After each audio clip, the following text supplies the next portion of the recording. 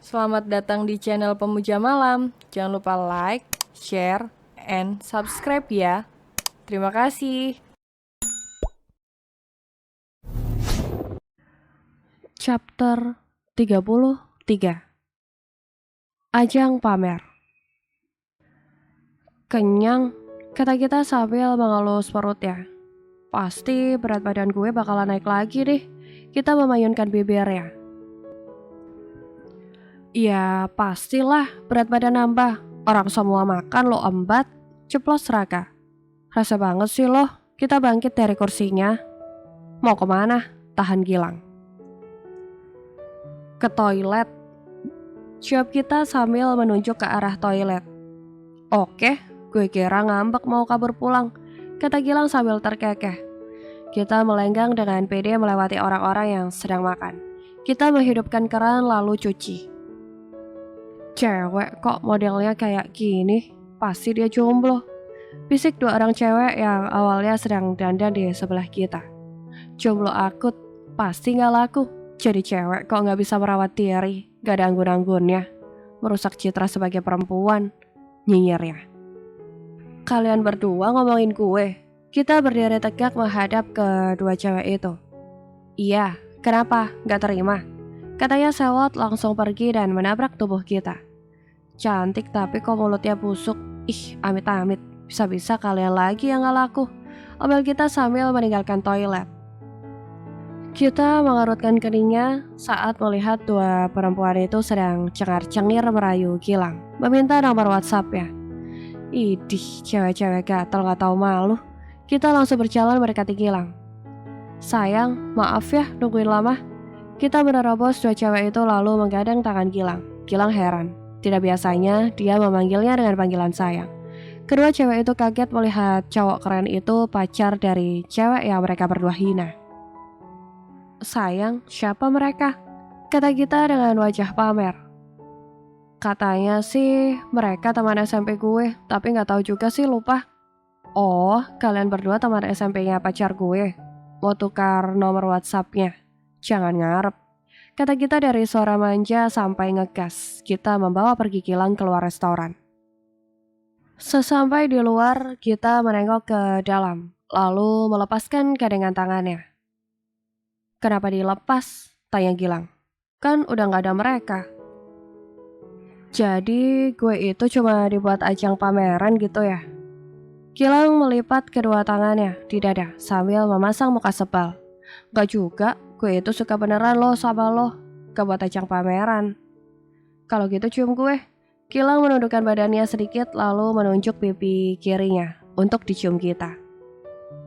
Enggak ah, malu tahu.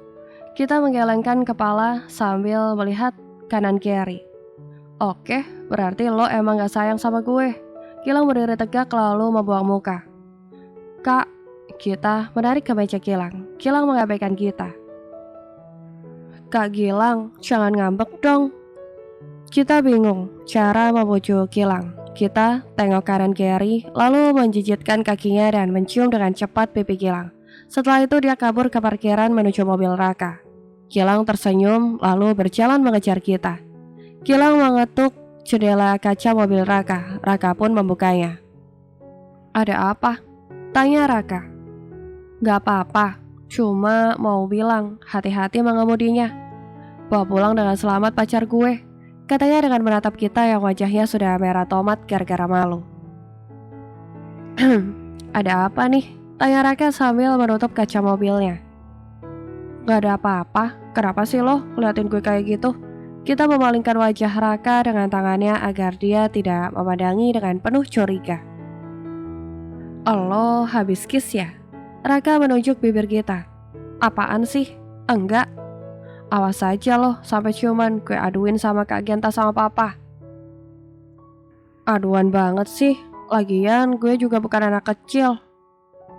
Gue tahu kali mana yang benar mana yang enggak. Kita mayun.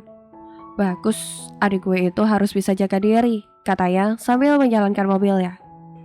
Lo belum tahu aja apa yang dilakuin cewek lo. Pasti lo gak akan sesantai tadi, bakalan ngamuk-ngamuk loh, batin kita. Gilang mengajak kita ke restoran favorit kita. Kita dengan semangat memilih makanan. Mau es krim dulu kak? Kita menunjuk es krim rasa coklat.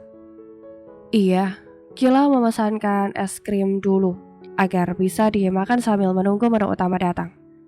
Makasih kak Gilang sayang, kata kita menatap Gilang sambil tersenyum. Tumben panggil sayang-sayang, kata Gilang. Emang gak boleh panggil sayang sama pacar sendiri, kata kita sambil makan es krimnya. Kalau nilai lo meningkat terus, gue traktir makan kesukaan lo. Beneran, mata kita berbinar. Gilang mengangguk. Dia ingin memberikan semuanya untuk memotivasi kita agar lebih semangat belajar. Meskipun dia tahu kalau kita akan cepat bosan sama belajar. Kita menyuapi es kepada Gilang. Gilang membuka mulutnya lebar. Enak gak? Enak lah, apalagi disuapin pacar gue yang cantik ini. Gilang menggombali kita. Gilang mengusap mulut kita yang belepotan dengan tangannya. Kita langsung diam kaku. Udah, jangan bengong. Makan lagi, gue mau ke toilet sebentar. Gilang mengacak-ngacak rambut kita. Gimana gak bengong gue? Dibuat tubuh gue kaku, hati gue meleot. Gak tahu aja hati gue rasanya campur aduk dibuatnya. Kita memakan es krimnya cepat. Kita memainkan ponselnya sambil menunggu makanannya datang. Kita menaruh ponselnya saat melihat Prisil. Kita sudah gak bisa diam saja melihat Raka terus disakiti.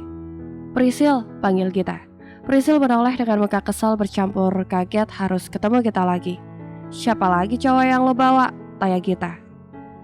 Siapa lagi? Maksud lo? Saut cowok yang bersama Prisil. Kita, lo kalau ngomong jangan sembarangan ya. Prisil membentak dan memelototi kita. Siapa yang sembarangan? Cowok yang lo kata calon suami saat di bukit mana? Tanya kita. Calon suami? Lo kan masih SMA, udah mau menikah? Tanya cowoknya lagi. Sayang, enggak, dia itu ngaco dan sengaja mau merusak hubungan kita. Prisil menjelaskan kepada cowok yang bersamanya. Dasar perempuan licik, lo mainin cowok-cowok, gue akan aduin ini semua sama Raka. Kita berbalik arah dan langsung ditarik rambutnya sama Prisil. Lepasin, sakit. Kita menarik tangan Prisil agar bisa terlepas dari rambutnya. Setelah terlepas, kita pun langsung menyerang Prisil. Gilang yang baru keluar toilet bingung saat terjadi keributan di restoran. Dia langsung lari saat melihat kita yang membuat keributan. Kita lepasin. Gilang menarik kita. Lepasin kak, biar gue jambak-jambak perempuan gak tahu malu ini, kata kita. Lo yang gak tahu malu, di tempat begini ngajakin ribut. Sayang, tenang. Gilang membawa kita pergi dari mereka. Gilang mengajak duduk di mejanya. Kita, ada apa? Kenapa lo berantem? Tanya Gilang.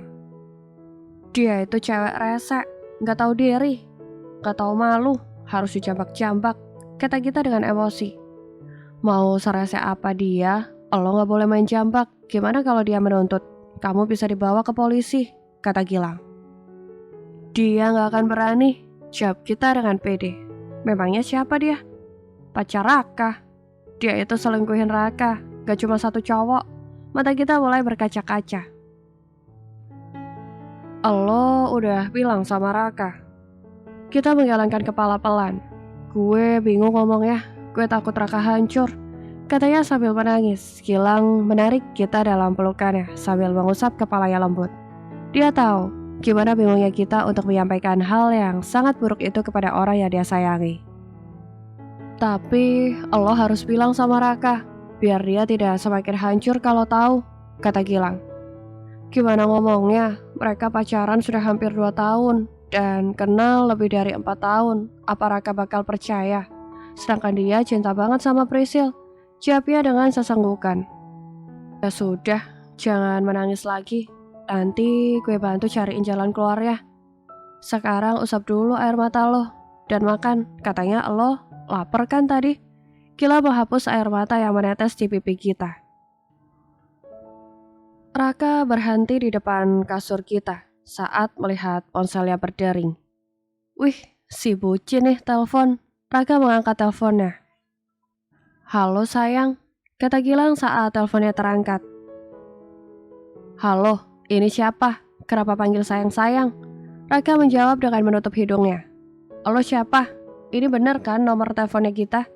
Gilang mulai panik. Benar, ini milik kita. Halo siapa? Kenapa panggil sayang-sayang sama kita? Kata Raka lagi sambil menahan tawa. Saya pacarnya. Halo siapa? Gue cowoknya. Jangan sembarangan ngomong lo ya. Mana mungkin kita selingkuh? Gilang mulai emosi mendengarnya. Saya tidak sembarangan. Bahkan kami sudah sering bertukar ponsel dan tidur bareng. Kata Raka memberikan clue sedikit mengetes apa dia tahu kalau dia dikerjain. Tidak mungkin, kita itu gadis baik. Lo jangan-jangan culik dia ya? Katanya. Gilang sudah terlalu panik dan marah sampai tidak sadar kalau dikerjain. Di mana dia? Kata Gilang dengan nada tinggi. Sedang mandi, kata Raka dengan santai. Gilang langsung mematikan ponselnya. Dia sangat kesal. Karena ponsel kita ada yang mengangkat, yaitu cowok. Raka terkekeh. Dia membuka galeri milik kita karena kepo aja. Video apaan ini? Wah, bahaya ini anak. Mulai simpan video gak benar. Raka membuka videonya. Kedua mata Raka terbelalak. Dadanya rasanya sakit menonton videonya. Dia menutup langsung karena tidak kuat untuk melihatnya. Lo kenapa buka-buka ponsel gue? Gak sopan ya, cerocos kita. Kayak lo sopan aja. Ini kok ada panggilan dari Kak Gilang. Lo pasti angkat kan? Lo ngomong apa? Kita membardir pertanyaan karena Raka sering banget ngisengin dirinya. Gue cuma bilang kalau lo lagi di kamar mandi, lagi buang air besar, lagi diare, katanya. Pukulan keras mendarat di punggung Raka. Kita lemes banget. Dia malu kalau mau ketemu Gilang nantinya. Nanti muka gue taruh mana Gila? Dasar rese banget. Pergi sono dari kamar gue. Kita mendorong Raka agar pergi dari kamarnya. Setelah Raka pergi, kita langsung mencoba menghubungi balik Gilang. Sudah dicoba beberapa kali menelpon tapi tidak diangkat. Tapi kenapa ini pesan Kak Gilang marah-marah sama gue? Kita baru membuka pesan masuk dari Gilang beberapa menit lalu. Ngomong apa nih Gilang? Katanya lagi. Aduh, pasti marah besar ini Kak Gilang. Raka rese banget. Emang gampang apa bikin Kak Gilang gak ngambek lagi? Kita menjatuhkan tubuhnya di kasur sambil terus menghubungi Gilang. Angkat dong kak, please jangan gini. Kata kita sambil mengirim pesan ke Gilang agar mengangkat teleponnya. Dan setelah beberapa menit pesan terkirim, Gilang balik menelpon kita. Syukurlah, akhirnya telepon juga, kata kita dengan menghela nafas lega. Ada apa? Gilang sewot. Jangan sewot gitu dong kak, kita bisa jelasin, tadi itu kelakuan Raka. Lagi di mana? Jawab Gilang dengan nada masih gak percaya, karena tadi suaranya sangat berbeda. Kita video call deh kalau gak percaya. Kita langsung merubah panggilan biasa ke video call. Lihat, ini kan gue di kamar. Tadi baru di kamar mandi. Kita mengarahkan kamera memutari kamarnya agar Gilang percaya kalau dia sedang di rumah. Setelah memperlihatkan seluruh isi kamarnya, dia kemudian keluar ke kamar Raka. Tuh, dia biang keroknya. Kita menuju ke arah Raka yang siap mau pergi. Seketika Raka tertawa karena gak tahan. Aduh, lo ya. Kenapa mudah banget sih kena tipu? Begitu aja udah ngambek. Raka tertawa sambil geleng kepala. Sialan loh, bikin gue jantungan tahu nggak lo? Lagian lo juga. Gue udah bilang kalau kita suka tukar ponsel sama tidur bareng. Masih nggak ngeh, makanya jangan emosi aja dibesarin. Raka menunjuk ke arah Gilang. Kita seketika terdiam. Dia semakin tidak berani ngomong soal Prisil. Karena Raka itu orangnya sangat percaya dan tidak akan mudah terhasut saat dia belum bertanya langsung dengan orangnya. Udahlah, gue cabut dulu, jangan bucin terlalu lama. Besok dia susah dibangunin, ditambah di sekolahan molor. Siap, enak aja, lo kali yang keboh suka molor di kelas. Bye, jangan lama-lama lo di kamar gue. Raka melambaikan tangannya. Kak, gue matiin dulu teleponnya, nanti gue telepon balik. Kita mematikan ponselnya lalu berlari mengejar Raka. Raka, lo mau kemana? Tanya kita. Mau ketemu Prisil, jawabnya sambil menuruni tangga. Nanti pulang beliin batagor depan komplek ya, sama bakso. Seru kita keras karena Raka sudah sampai pintu depan. Iya. Tak, jaga pola makan, ini udah malam loh. Masih makan aja, lihat tubuh lo udah mulai melar lagi. Kila mencubit pinggang kita. Biarin ah, nanti kan bisa diet lagi. Kita melet. Diet juga gak pernah berhasil kan, kata Kila. Kak, tubuh gue itu gendut karena gue bahagia dan gak kekurangan nutrisi. Kalau tubuh Kak Kila itu sebenarnya kekurangan gizi. Kuda kita lalu lari ke kamarnya. Kalau dikasih tahu ya, biarin we. Yang penting Kak Gilang masih sayang sama kita. Teriak kita dari kamar. Nanti jangan nangis ya kalau Gilang ngelirik yang lain. Kila balas teriak. Bersambung.